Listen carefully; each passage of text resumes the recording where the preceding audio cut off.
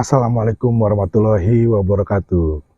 Bertemu kembali dengan gua Andi Bogel di konten Suara Misteri, yang dimana narasumber gue ini menceritakan tentang masalah mimpi. Yang kita nggak tahu kejadian-kejadian mimpi itu akan menjadi kenyataan. Yuk sama-sama kita mencari tahu mimpi apa yang ada di narasumber gua. Saksikan terus, pantengin terus di Suara Misteri. Wadidaw.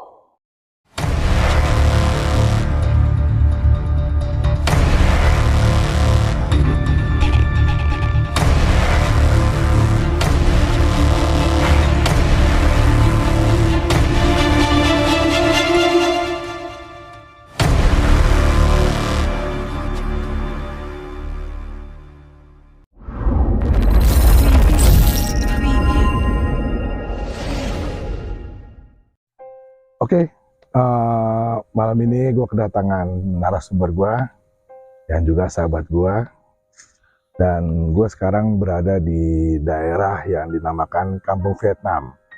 Mungkin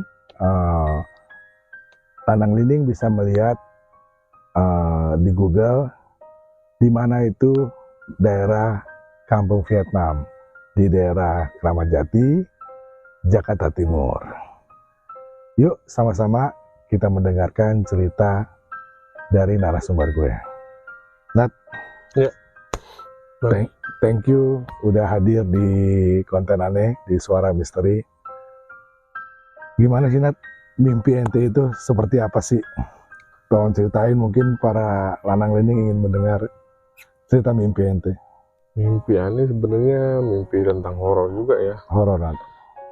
Mimpi yang bisa dibilang aneh sendiri juga nggak percaya pada saat itu. Sambil ngerokok bang ya. Siap. Jadi santai aja. Aneh pernah dulu waktu sebelum aneh nikah, aneh pernah tinggal di daerah mana sih, Kapling, Kelurahan Rambutan. Kapling. Ya, tinggal di situ bersama kawan-kawan aneh. Dengan seiringnya waktu, ada yang pindah di sebelah kanan kontrakan aneh. Terus nggak lama kemudian, selang berapa hari yang sebelah kiri juga pindah.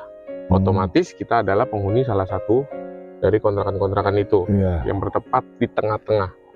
Kanan kiri kosong, jadi di situ ada 3 kontrakannya. Oh, kanan kiri kosong. Kiri kosong. Ente tengah-tengah nih. Betul.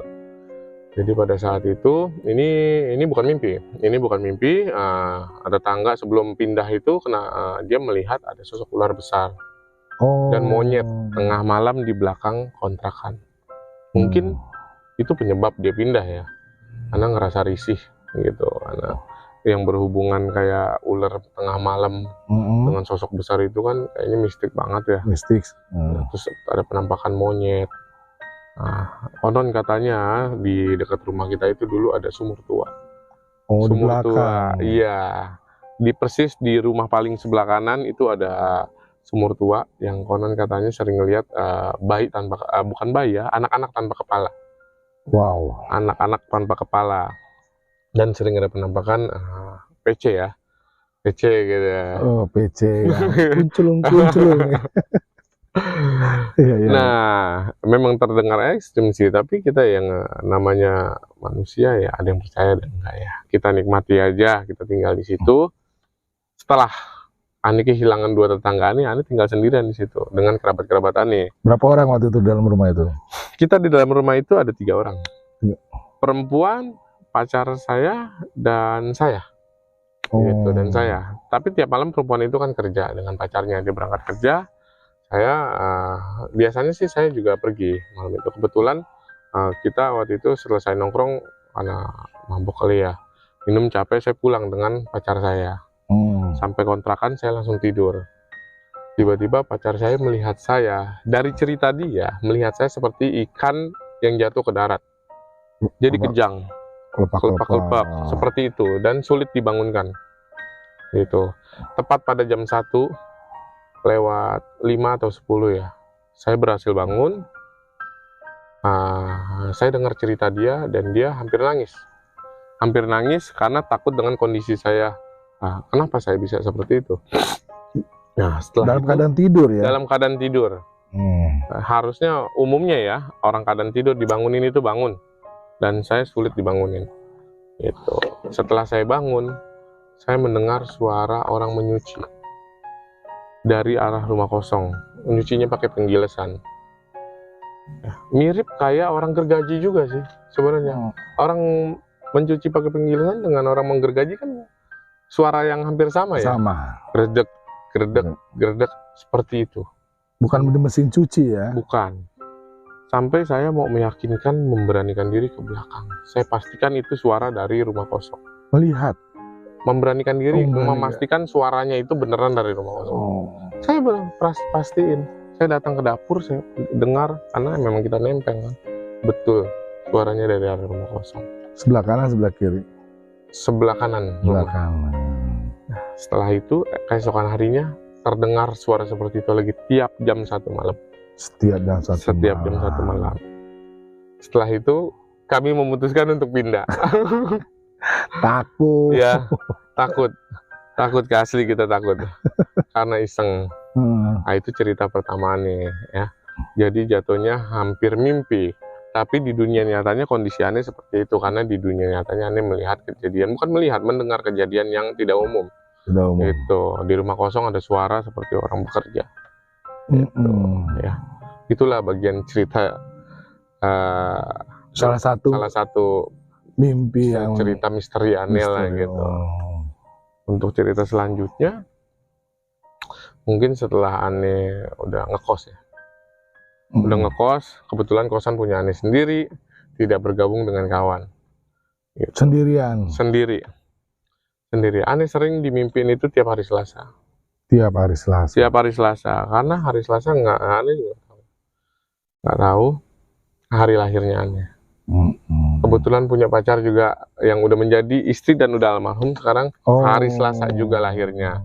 Makanya kita berdua selalu mendapat gangguan di hari Selasa pada saat itu.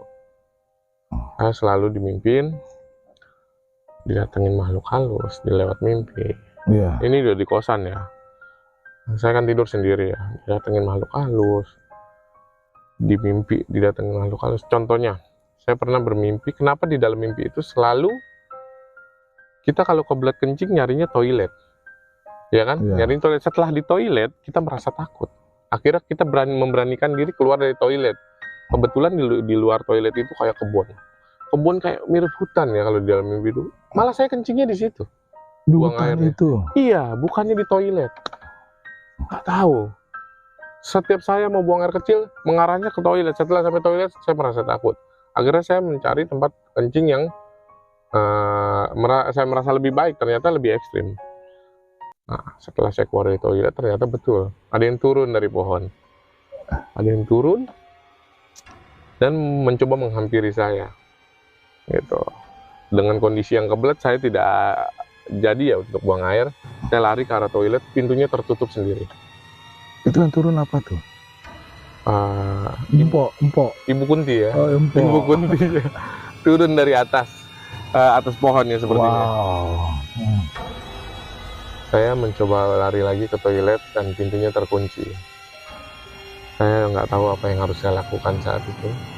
Tiba-tiba dengan spontan, maaf waktu itu saya masih Nasrani. Dengan spontanitas saya menyebut 2 kalimat syahadat. 2 kalimat syahadat? 2 kalimat syahadat.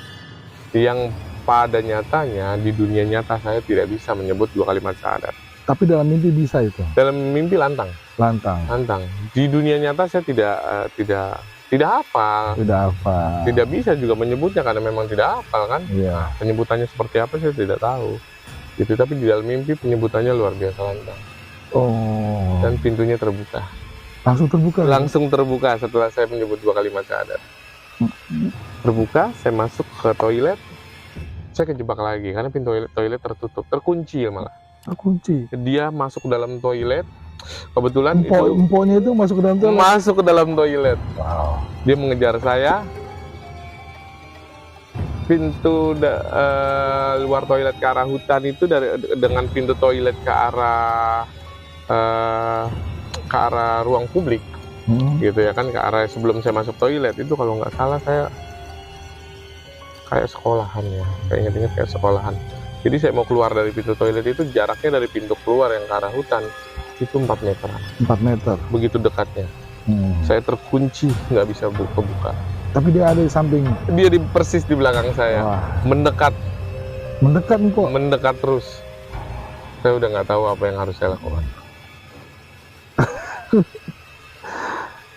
Terus tiba-tiba saya mengucap kalimat syahadat lagi. 2 kalimat syahadat lagi. Kalimat syahadat lagi, pintunya terbuka lagi. Pintu terbuka. Saya selamat. Selalu setiap mimpi serem kedepannya saya selalu mengucap kalimat syahadat di dalam mimpi, dan saya selalu selamat. Dan selalu selamat. Iya betul. Tapi mimpi selanjutnya apa? Ketemu dengan makhluk yang lain? Apa dengan empok itu aja? Empok Kunti aja? Mimpi selanjutnya ekstrim. Ekstrim. Seperti apa tuh, Nat? Saya coba yang ini dulu. Jadi mimpi yang selanjutnya, saya mimpi itu awal mulanya saya bermain di luar. Tiba-tiba teman saya telepon saya dan berkali-kali dia telepon saya. Ada apa?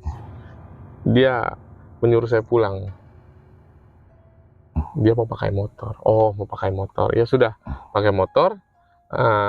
Nggak mau nemenin gue tidur di kosan. Nggak, kok pengen nongkrong kata dia. Waktu itu teman lagi singgah, lagi banyak main di kosan. Dia pengen nginep.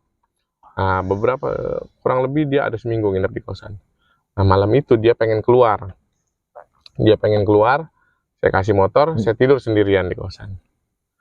Itu kalau nggak salah saya tidur 15 menit. Jam 1 kurang 15 menit. Jam 1 kurang 15 menit. TV saya nyalain, pintu saya nggak kunci. Ya. Saya nggak kunci karena takut teman pulang. Dia bilang sebentar. Pintu saya nggak kunci. Kondisi lampu mati. Jadi saya cuma dapat cahaya TV. Seperti itu, cuma dapat cahaya TV. Tiba-tiba saya bermimpi panjang sekali. Panjang sekali mimpi saya itu, kalau didurasiin benar-benar luar biasa panjang. Itu awalnya mimpi itu panjang itu di gurun pasir apa di suatu tempat yang luas apa? Enggak, saya mimpi ketemu sosok kayak blasteran gitu ya, kayak orang blasteran dengan sosok rapi banget kayak orang bule lah ya, berkumis bule blasteran. Dan itu saya tidak menghafal sepenuhnya di dalam mimpi itu. Yang pastinya itu mimpi menyeramkan buat saya, sampai saya terbangun dengan kaget gitu. Pas saya lihat jam, ternyata saya baru tidur 15 menit dengan mimpi sepanjang itu. Orang bule itu berbicara dengan Bernard apa dia hanya ngelihat aja?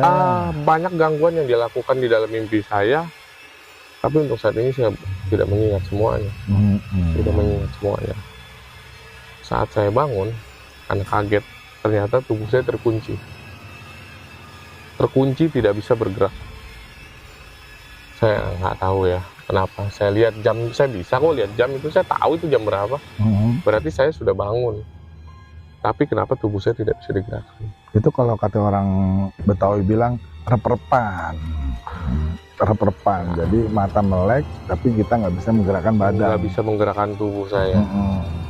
Akhirnya, saya mau ngapain nggak bisa bergerak. Saya tarik nafas 2 kali, tiba-tiba ada yang menjilat perut saya. Menjilat perut saya.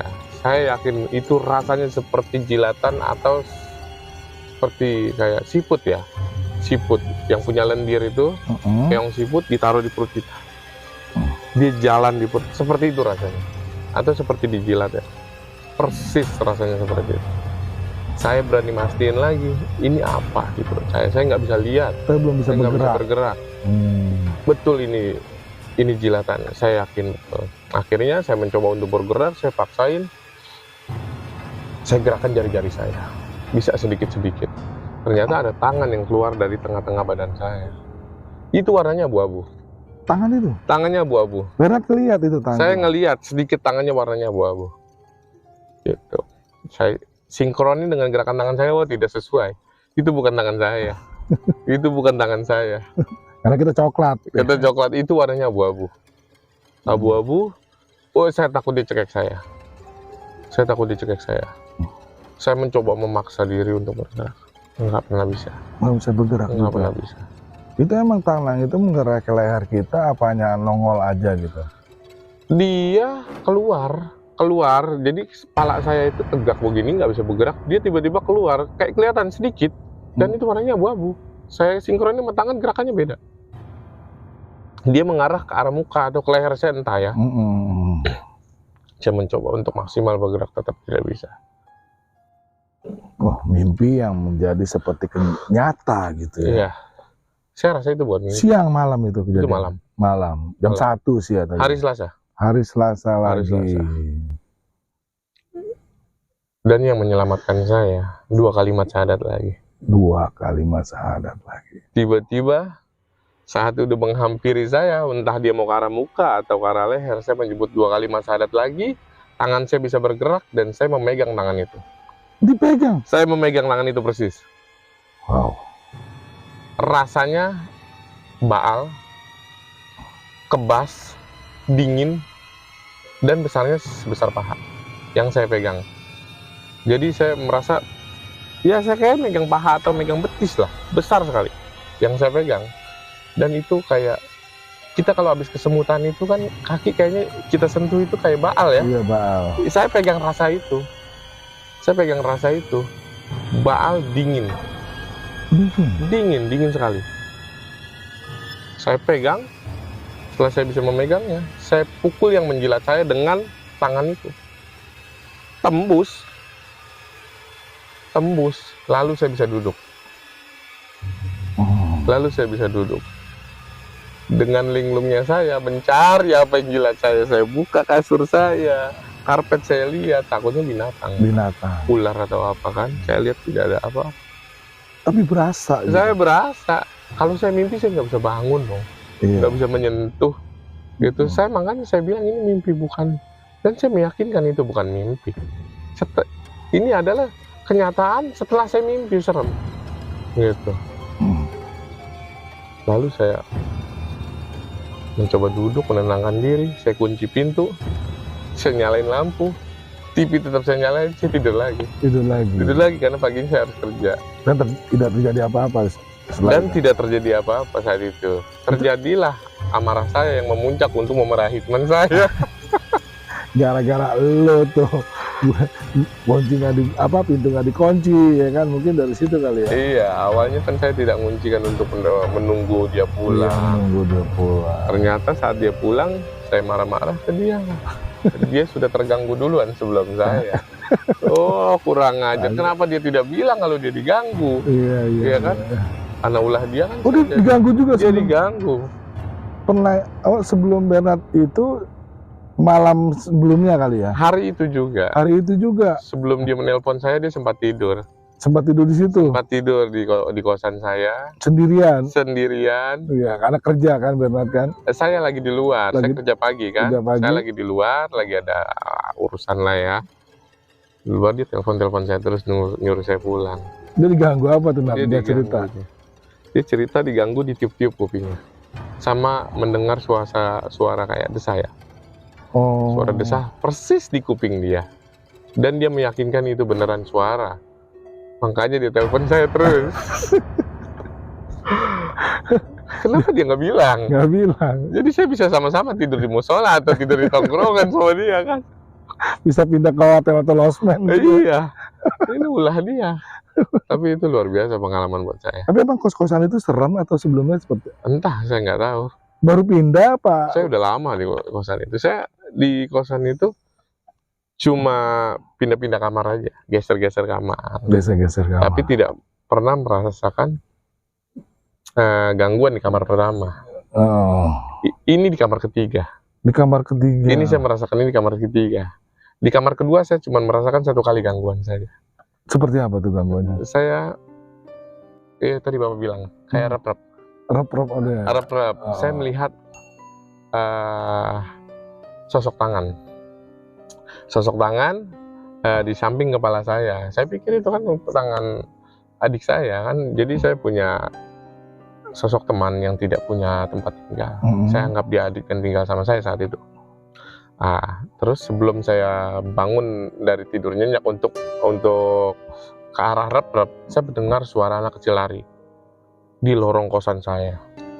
Terbangun dong saya, terbangun dengan kondisi nggak bisa gerak dan mata tidak bisa membuka sepenuhnya, cuma sedikit. Gitu.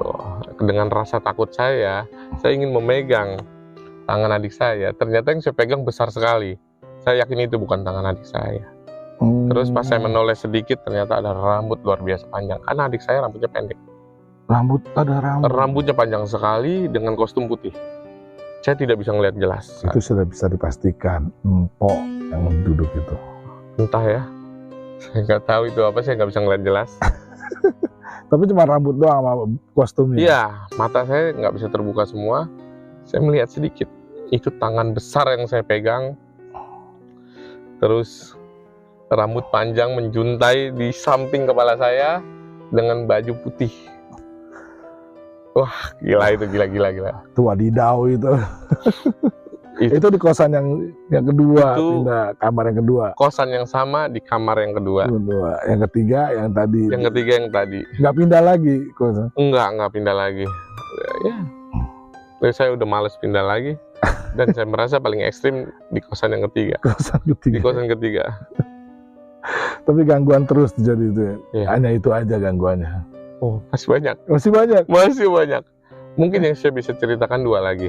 Dua lagi ya. Seperti apa tuh? Saya mimpi, saat itu saya udah punya pacar. Pacar saya itu adalah almarhum istri saya sendiri. Saat itu ternyata almarhum istri saya dimimpiin berbarengan dengan saya. Oh, sama. Di hari Selasa. Dia dimimpiin dengan sosok bule, berkumis dan dengan rambut klimis berjas. Seperti orang Eropa apa orang Timur? Timur Tengah atau gimana? Sosoknya pokoknya seperti orang bule. Orang bule. Ya, seperti itu. Itu menurut dia menyeramkan. Menyeramkan sampai membuat almarhum istri saya bangun dari tidurnya. Saat dia terbangun, dia ternyata melihat saya dengan kondisi kejang-kejang seperti yang saya ceritakan sebelumnya. Dan dia kaget lagi. Dia mencoba untuk membangunkan saya. Dia cerita setengah jam dia bangunin saya. Setengah jam dia bangunin saya. Baru bisa bangun. Itu cerita dia seperti itu. Setengah jam baru bisa bangun. Apa sih yang saya alami di dalam mimpi? Sampai dia cerita setengah jam. Saya kan nggak tahu dia bangunin saya setengah jam. Ya kan? Di alam mimpi saya mendengar suara istri saya bangunin saya. Mendengar ya? Mendengar. Dan suara tangisnya pun terdengar. Ternyata istri saya nangis. Saat itu. Nangis dan dia ada di dalam mimpi saya juga. Ada di dalam mimpi? Pada saat itu saya berada di kegelapan. Jadi ini kasur saya, itu TV saya, itu jam dinding saya, semuanya terlihat sama saya. Tapi sisanya kayak kosong, gelap, luas sekali. Ya, kasur, bantal, semuanya ada. Istri saya di dalam mimpinya ada di samping saya. Ada. Yang saya lihat itu TV saya lihat, ini saya, ini kasur, itu perabotan saya ada semua. Sisanya bukan tembok, sisanya kegelapan dan luas sekali. Gila itu. Dan di mimpi itu kejadian apa tuh? Saya didatengin pocong. Wow. Guling gede lagi datangin. Saya didatengin pocong. Menghampiri. Tiba-tiba dia muncul. Dia duduk di dekat dengkul saya, tapi tidak menghadap saya. Dia tidak menunjukkan pocong itu mukanya seperti apa. Dia melihat ke arah TV dan membelakangi kita. Membelakangi kita. Dengan spontanitas, saat itu saya masih muda ya, masih konyol lah. Etika berbicara tidak dijaga. Saya mengatakan kata-kata kasar pada pocong itu. Patah lehernya. Nempel ke dengkul saya. Copot. Patah lehernya, masih nempel tapi patah. Ketak, nempel ke dengkul saya. Makanya istri saya pas saya udah sadar cerita, dengkul saya bergetar hebat sekali.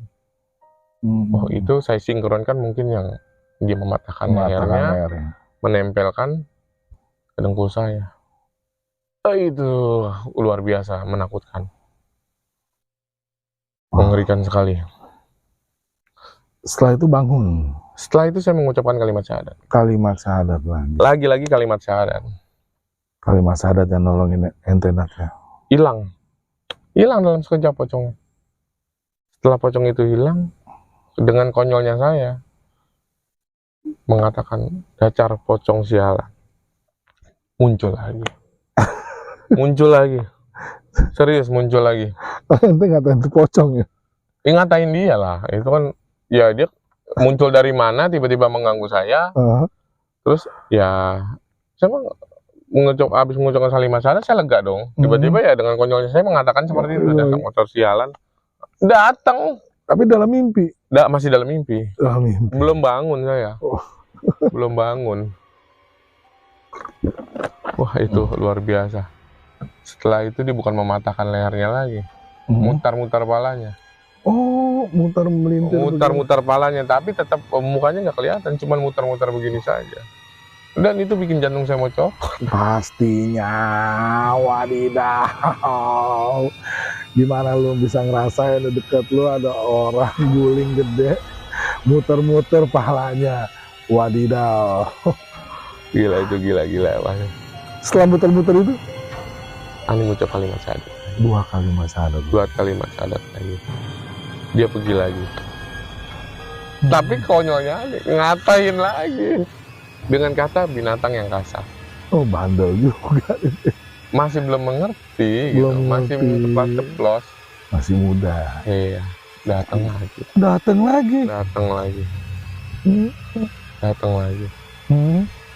Habis datang lagi, udah karuan kali. Nggak banyak tingkah. Mungkin kalau Ani nggak keburu ngucap kalimat itu, yang ketiga jujur Ani ngucap kalimat syahadat lagi. Mungkin kalau Ani nggak ngucap kalimat syahadat lagi, yang ketiga dia nunjukin mukanya. Gitu. Yang saya takut kalau dia nunjukin mukanya itu muka saya. Wah, astagfirullahaladzim. Yang saya takut.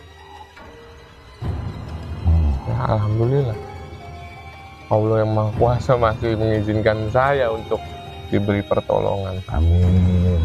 Setelah saya mengucap kalimat syahadat yang ketiga, stop saya untuk menjadi konyol lagi. Dari situlah saya bisa bangun. Setelah bangun saya melihat di dunia nyata istri saya nangis seperti di dalam mimpi, dan suaranya pun sinkron. Tanpa saya sadari dia masuk dalam mimpi saya, dia berada di samping saya.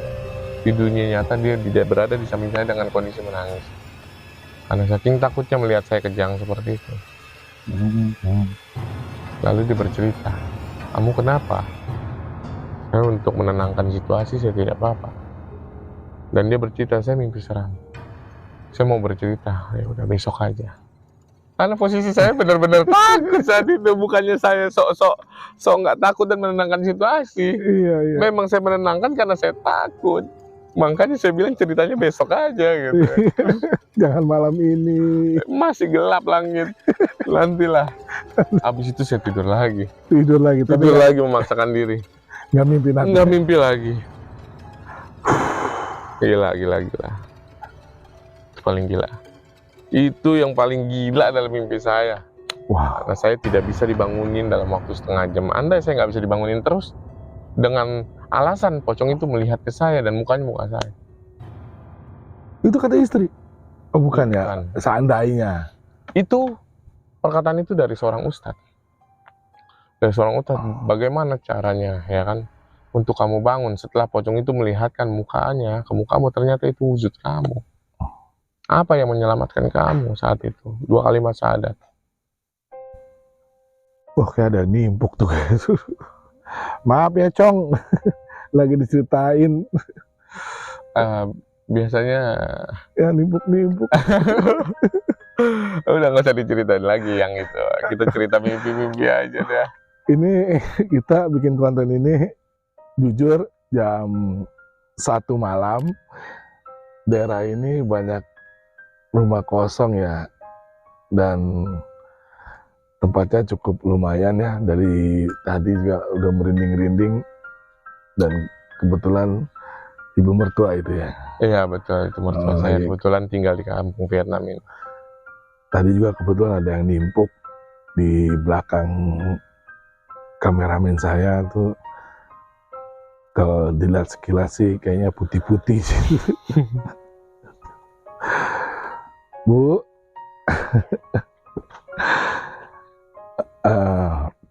memang di kampung Vietnam ini cukup terkenal ya di daerah Keramat Jati. Keramat Jati ya, masih kecamatan Keramat Jati nih ya.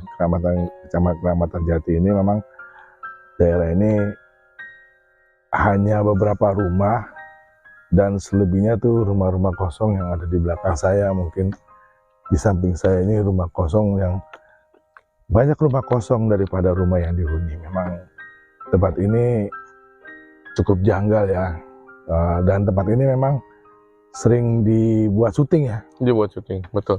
Dibuat syuting, dan juga syuting-syuting film horor dan juga konten-konten horor.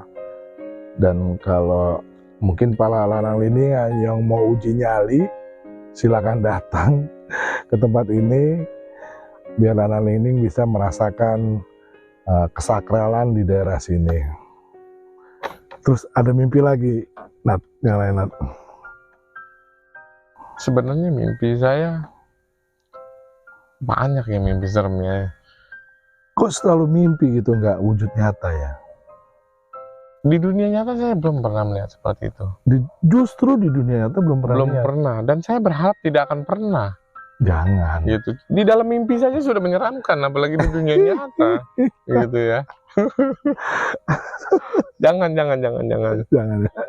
Saya juga sebenarnya nggak mau ya mimpi seperti itu ya. Tapi nggak tahu kenapa tiap hari Selasa saya selalu, dulu ya waktu saya masih Nasrani, selalu mengalami mimpi-mimpi seperti itu. Dan setiap hari Selasa? Setiap hari Selasa. Setelah saya dewasa. Setelah saya dewasa, saya mencoba untuk tinggal sendiri dengan mengekos. Disitulah mimpi saya dimulai di hari Selasa. Sebelumnya saya nggak pernah mimpi-mimpi terlalu ekstrim. Kalau untuk kerap-kerap ya itu umum ya, siapapun pasti pernah ya. Tapi kalau untuk mimpi di hari Selasa itu, ya itu semenjak saya ngekos aja. Tapi ada yang pernah nggak mimpi yang nggak pernah dilupain gitu? Semimpi yang nggak pernah saya lupakan adalah mimpi yang mengantar saya ke agama Islam. Mimpi apa tuh, Nat? Sebenarnya salah satu mimpi dari horor itu juga mengantar saya ya. Tapi di puncaknya, maaf. Tapi di puncaknya, saya bermimpi dibilang cucu Nabi Yusuf. Oh? Dibilang cucu Nabi Yusuf dengan lingkungan yang saya hafal sekali. Itu lingkungan saya saat saya masih kecil. Itu lingkungan saat saya masih kecil. Dengan mungkin kalau saya datang lagi ke tempat itu, situasinya udah berbeda ya. Dengan rumah yang bangunannya bentuknya berbeda, jalannya juga udah makin mengecil, udah beda sekarang. Saya mencoba untuk datang lagi ke lokasi, ternyata bentuknya beda. Bentuk berubah ya. Tapi di mimpi saya itu persis rumah-rumahnya saya hafal sekali. Ini tempat main saya waktu kecil. Saya singgah di situ, saya main. Ada ibu-ibu panggil saya. Hei, kamu cucunya Nabi Yusuf ya? Bukan. Ke dalam mimpi nih? Di dalam mimpi.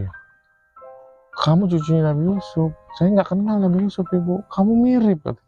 Kamu cucunya. Setelah itu saya bangun. Itu mimpi saya pertama. Selang berapa hari, saya mimpi lagi di lokasi yang sama, cuman agak sana, agak ke bawah. Jadi jalannya tikungan gini, ini mimpi pertama. Saya lurus lagi ke bawah, belok kanan, belok kiri. Nah itu, saya hafal sekali. Itu mimpi di situ, bergeser. Saya dibilang cucunya Nabi Yusuf lagi. Dengan sosok ibu-ibu lagi. Yang sama apa yang lain? Ibu-ibu yang berbeda. Ibu-ibu yang berbeda. Berbeda. Kamu cucunya Nabi Yusuf ya? Bukan, Bu. Kamu cucunya Nabi Yusuf, kamu mirip. Saya dibilang seperti itu. Saya nggak ngerti. Siapa Nabi Yusuf? Saya belum.